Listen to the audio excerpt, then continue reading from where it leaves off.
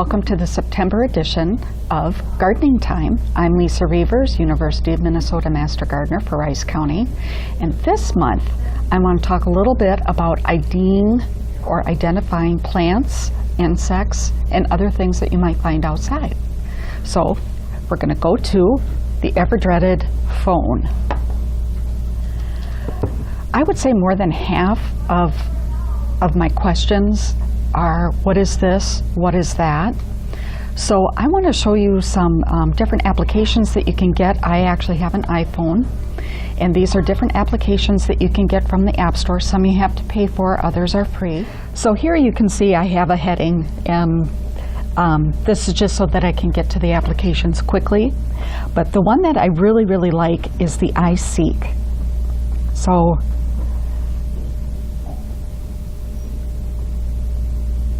this one you can actually take pictures of plants and have the identification land right there in your lap in about 5 seconds. So I'm going to turn this away for just a second, and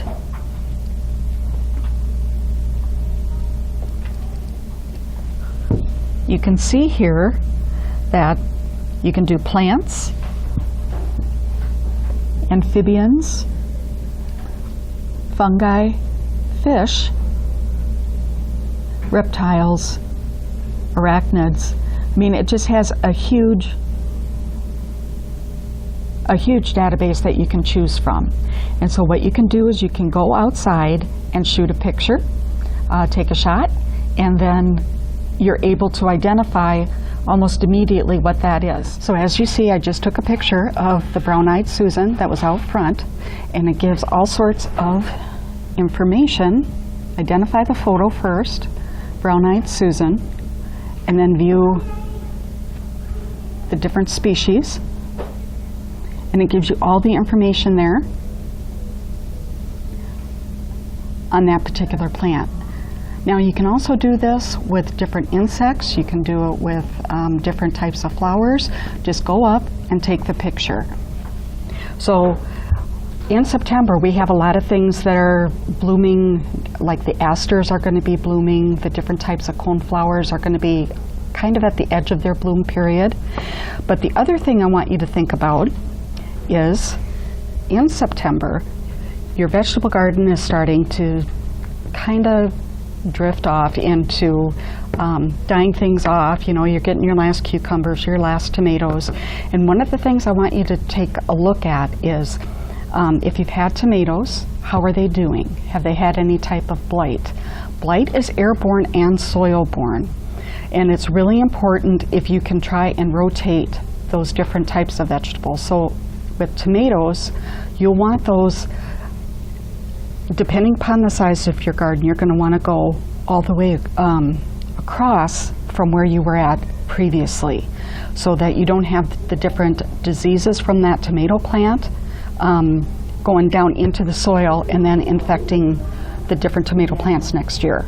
So that's one of the reasons why you want to rotate different things. So now we're out on in the vegetable garden, the east side of the library. And as you can see, I've got different cucumbers here, but I've also got some cucumbers that have some wilting leaves. Now that could be a couple different things. That could be a cucumber bug. It could be just a fungus, but now that's going to remain in the soil in this area. So what I'm going to do is I'm going to want to switch my cucumbers over to an area where the cucumbers haven't been for at least 1 year. I like to try 3, but it kind of depends upon different environmental things going on at the time. And we also have the garden here on the side of the sidewalk, and we do have some tomatoes that have blight in them. That is actually in one of the bales farther down.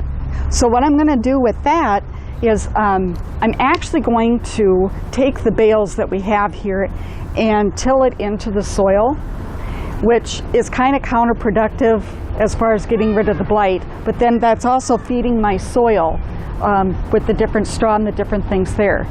Now the other thing we have here at the library is the seed library. And I'm telling people that you need to bring back your seeds when you're all done. And people get a little confused on you know, when is a good time to pick that cucumber or a good time to pick that tomato. So I'm going to see,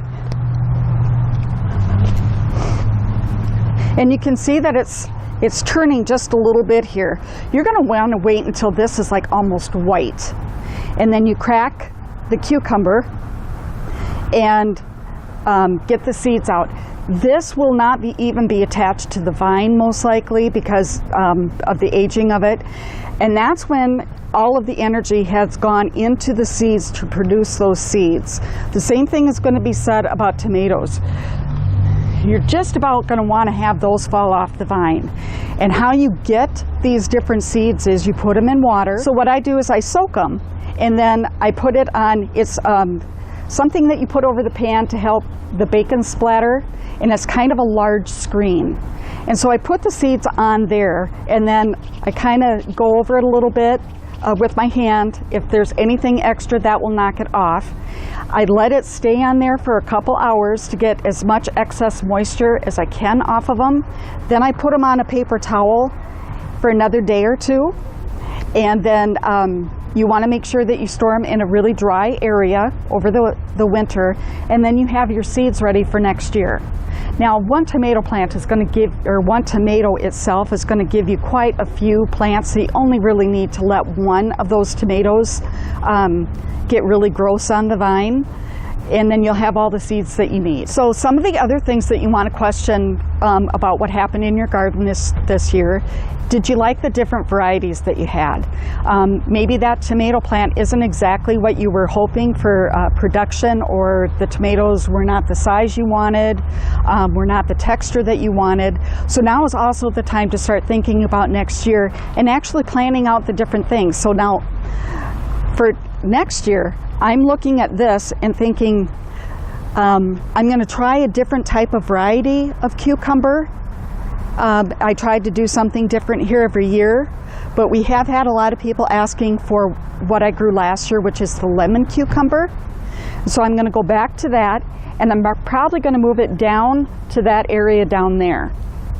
So then any type of disease that was in this area won't have any type of cucumber plants to help feed the different disease.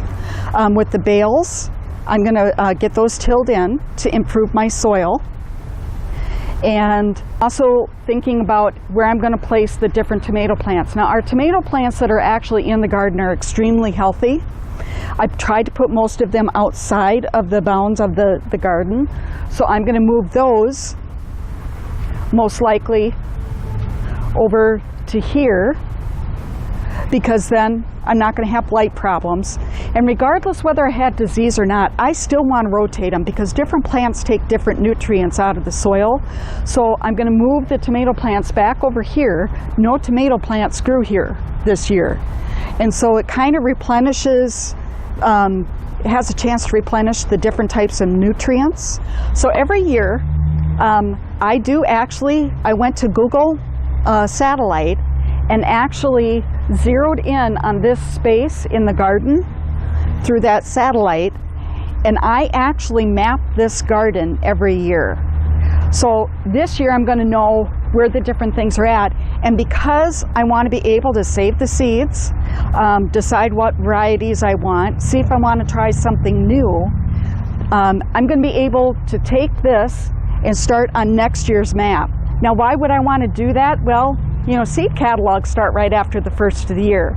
And so they're wanting you to decide what type of tomato you want, what type of cucumber, pepper. And so if this was a first-year garden, you're also going to want to know, did your garden get enough sun? And if not, what are you going to do to move that aside? Would container gardening be something easier? This is the time of year to assess what you've done, how does it work, do you want to change anything? Now, one of the things that you're going to notice is that I do have flowers in the garden, and that is intentional.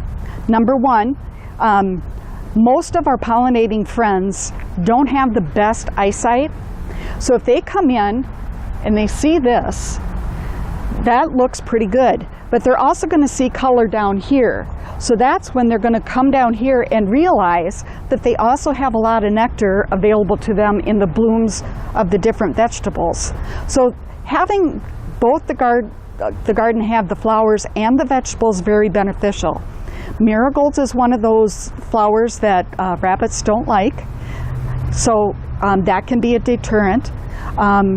Actually, we have some nasturtium that's in the garden. Most people don't realize that you can eat the leaves and the buds of the nasturtium plant. It has kind of a horseradishy taste to it. It's very, very tasty. You can put it into salads. But again, that's drawing in different pollinators because of the color of the bloom. And then they're going to come in and investigate a little bit further. So that is our September edition of Gardening Thyme. I'm Lisa Reavers, University of Minnesota Master Gardener, Rice County.